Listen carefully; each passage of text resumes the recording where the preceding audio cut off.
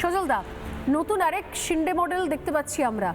ঋতব্রত বন্দ্যোপাধ্যায় এবার তাহলে আসল তৃণমূল হয়ে যাবেন এবার? প্রথম কথা হচ্ছে শিন্ডের সঙ্গে আপনি ঋতব্রতর তুলনা করবেন না, আমি প্রথম অনুরোধ করব।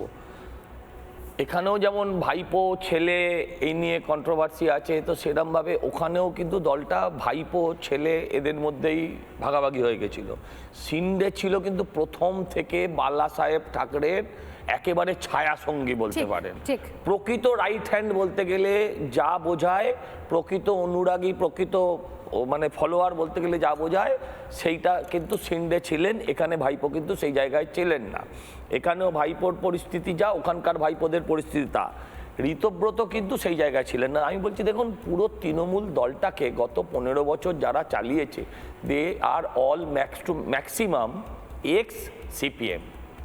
আপনি যদি ভালো করে দেখেন, দলের সর্বস্তরে সিপিএমের অনুপ্রবেশ ঘটেছে। সে শওকত মোল্লা থেকে শুরু করে আপনি রেজ্জাক মোল্লা থেকে শুরু করে ঋতব্রত অবধি যেখানে যাবেন, এর 90 ভাগকে দেখতে পাবেন এর পেছনে সিপিএম আছে।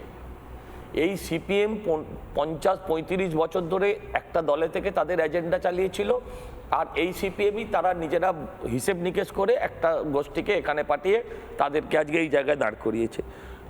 যেটা বলছিল শঙ্কু, যেটা বলছিল যে বিপরীত পরিস্থিতিতে যে থাকে সে নেতা। আমি বলছি পশ্চিমবঙ্গের বিপরীত পরিস্থিতিতে যে লড়তে পারে সে শুধু নেতা নয়, সে মমতাও হয়, সে শুভেন্দু অধিকারীও হয়, সে মুখ্যমন্ত্রী হয়। কারণ দুজনেই বিপরীত পরিস্থিতিতে লড়াই করে উঠে আসা। কারণ তাদের প্রত্যেকের একটা রাজনৈতিক ব্যাকগ্রাউন্ড ছিল। শুধু পিসি, ভাইপো, কাকা, জ্যাঠা এই ব্যাকগ্রাউন্ড থেকে তারা আসেননি। তাদের নিজস্ব একটা রাজনৈতিক ইতিহাস ছিল। এতে তো কোনো রাজনৈতিক ইতিহাসই নেই। শুভেন্দুবাবু যে কথাটা সেদিন বলেছিলেন যে প্যারাশুটে নেমেছে আর লিফটে উঠেছে, সেই কথাটা কিন্তু আজকে 5 বছর আগে উনি বলেছিলেন, 5 বছর বাদে কিন্তু সেই কথাটা অক্ষরে অক্ষরে মিলে যাচ্ছে।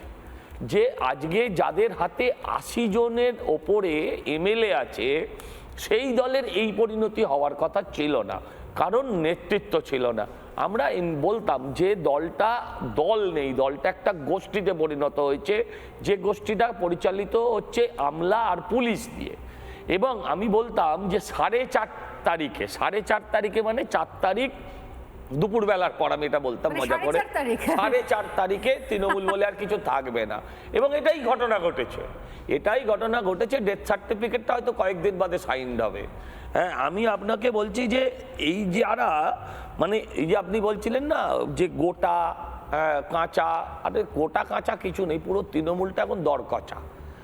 এ মাল আর বিক্রি হবে না, এরা যাবে না। এটা কিন্তু আমরা যারা সরকারে এলাম, আমরা যারা বিধানসভায় প্রথমবার গেলাম, আমাদের জন্য কিন্তু দুর্ভাগ্যের, আমরা একটা ভালো অপোজিশন পেলাম না। আমরা যখন ভালো অপোজিশন ছিলাম তখন আমরা যেতে পারিনি, আর গেলাম যখন সরকারি দলের হয়ে তখন আমরা ভালো অপোজিশন আর পেলাম না। এটাও আমাদের দুর্ভাগ্য। যে তারা ভালো অপোজিশন হবেন, তারা গঠনমূলক বিরোধিতা করবেন, তারা অপোজিশনও ভালো হবেন, তারা সমস্ত মিটিং অ্যাটেন্ড করবেন, সেটা তো বলছেন ঋতব্রতরা। না, বলছেন তো বটে, বলা আর করার মধ্যে অনেক তফাৎ আছে।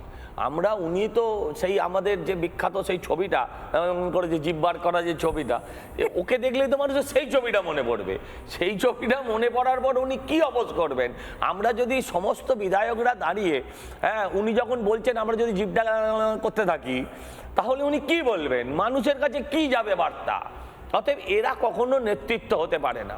এরা লাখ লাখ টাকার পেন বুকে নিয়ে তাত্ত্বিক ভাষণ দেবে, ঠিক আছে, কিন্তু এর বেশি এদের থেকে কিছু আশা করা উচিত নয়।